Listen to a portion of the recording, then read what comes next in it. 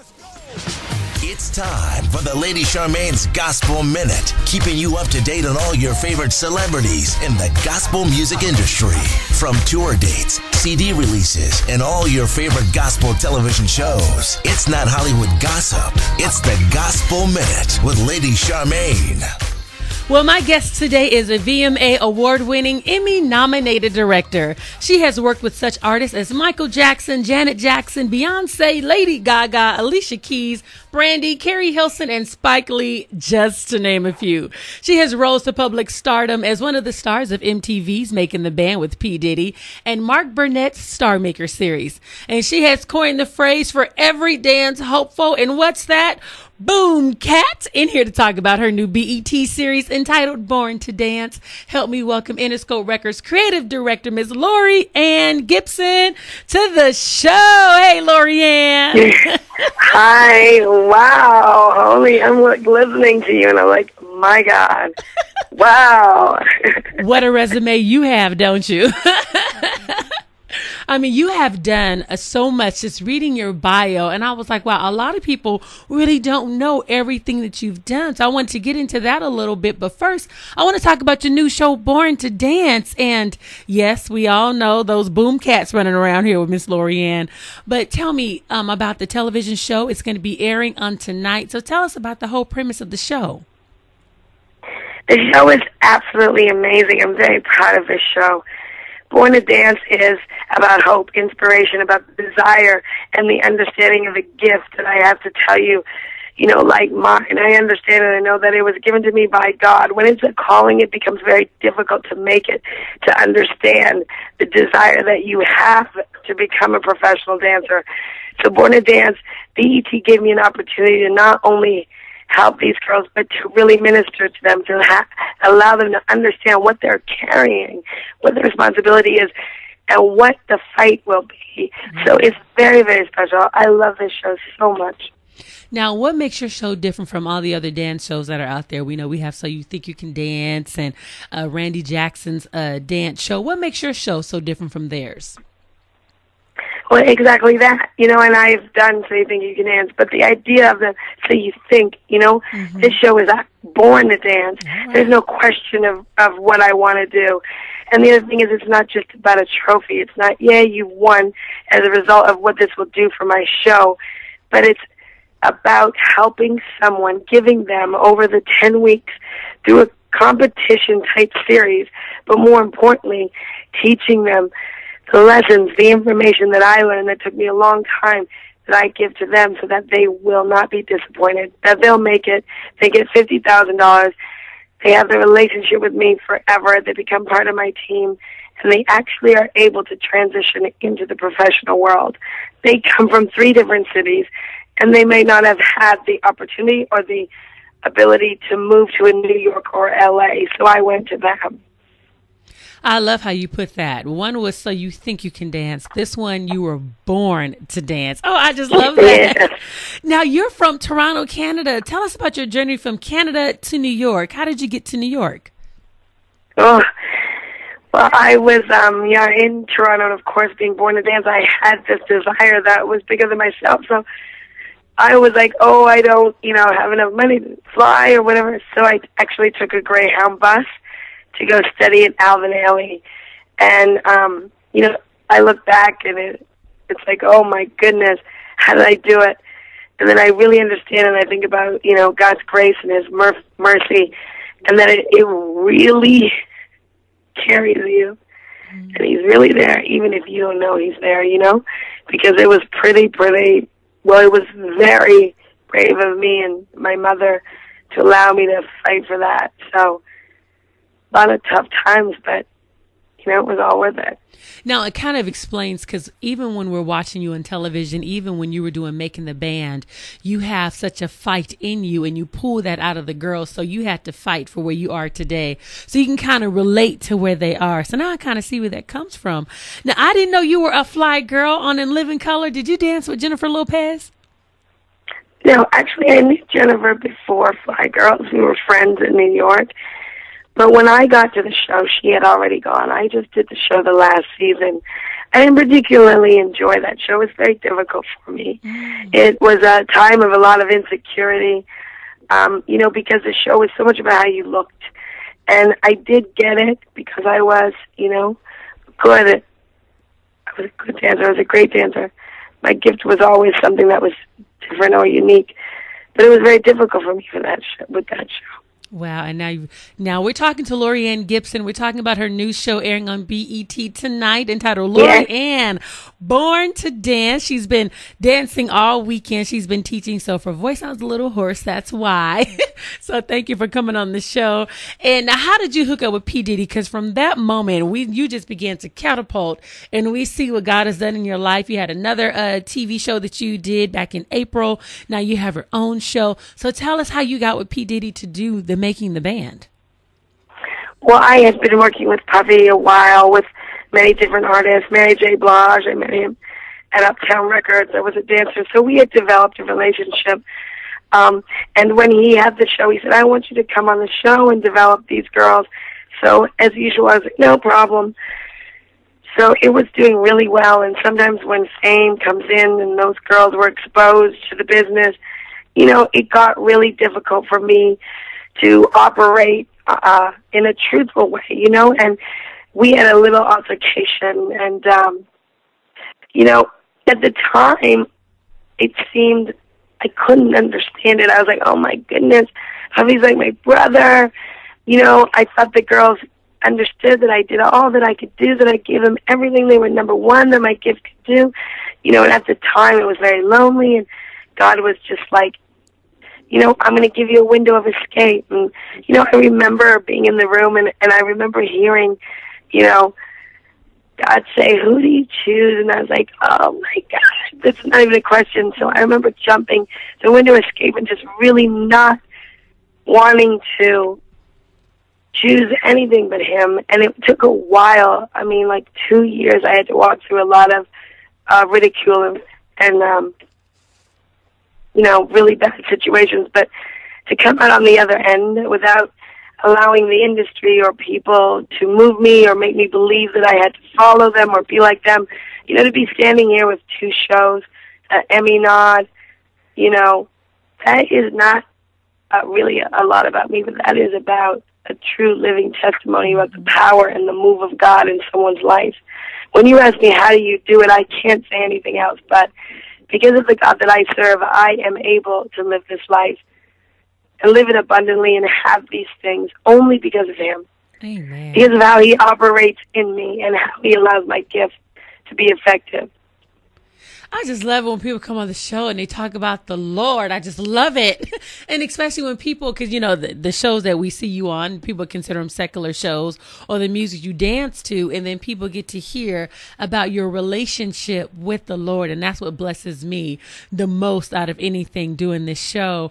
And Ryan Seacrest also produced the dance show with you. And it was just such a blessing. What did Ryan Seacrest see in you to say, you know what, she should have her own show called The Dance Show? How did you two hook up? I think it is what Ryan felt. He has a similar heart of out of the idea that he didn't do anything like anybody else, and he's such a hard worker, and he's an entrepreneur. So I think that he understood that I had the same heart, the heart to utilize what I could do and then eventually give back.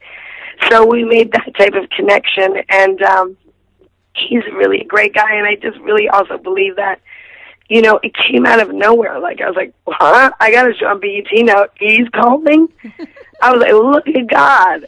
And I had a lot of people saying, oh, you can't do this, you can't do that. And I just used to say, you're going to get ready to see a lot of nevers. And I just kept trusting him and the word that he was birthing inside of me and what he was saying every day. And so, sure enough, the phone rang, and they were like, oh, he wants to do a show on you. And I was like, they were like, hi, Ryan. I was like, how did that happen? I go, I'm trying to tell you about the God that I serve.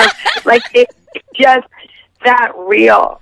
I can't tell you I went after E. I can't tell you I bumped into Ryan. I can't say any of that. I can only say that God is doing something in my life that is super spectacular, and that is only a result of who he is to me. you know? Oh, I love and it. Because that's it. I mean, I can't even tell you I tried to send a resume or a pilot or anything. Wow. I mean, just look at God just operating in your life. And one thing I love that I found out that Honey was loosely based on your life. The movie Honey starring Jessica Alba was loosely based on your life. Now, who saw your life and said, you know what, we're just so inspired by Laurieanne. We want to do a movie called Honey and then cast Jessica Alba. I thought that was fantastic. Whose idea was that? Well, it actually didn't go just like that. Someone else had written a script when I was at Motown Records, and you know, again, it was tough times, and someone had read the script and taken it and just, you know, went on and wrote another movie. So it wasn't really, you know, that purposeful. It was only after, you know, I started to choreograph it, and I realized that they were, you know, setting me up or using me as inspiration.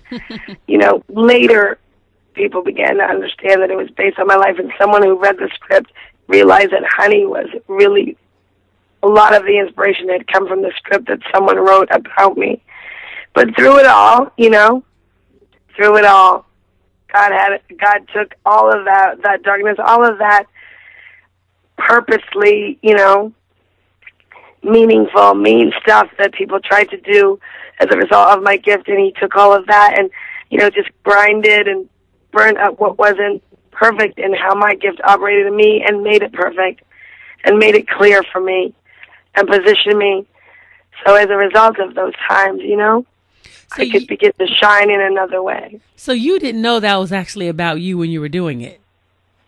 I knew it, but I didn't understand that it really came from the script that was written about me, you know? Wow. Isn't that amazing? Wow, that's amazing. Now, I have another question because I know you choreographed the Lady Gaga video, and there was a lot of controversy about her Judas video, and I know you're a Christian and you love the Lord. How did you handle all of that? Because people were saying that they thought it was blasphemous.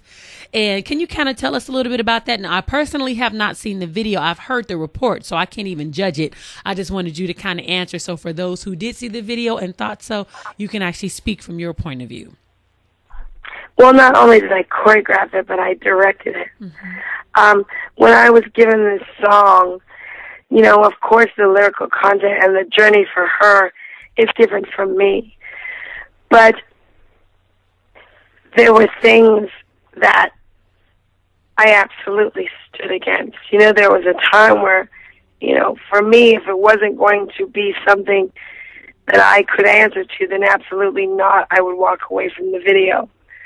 But the idea that someone like herself, who, as a result of how I operate, has an entire band that's saved because I taught her how to close her eyes and listen to the gift, you know?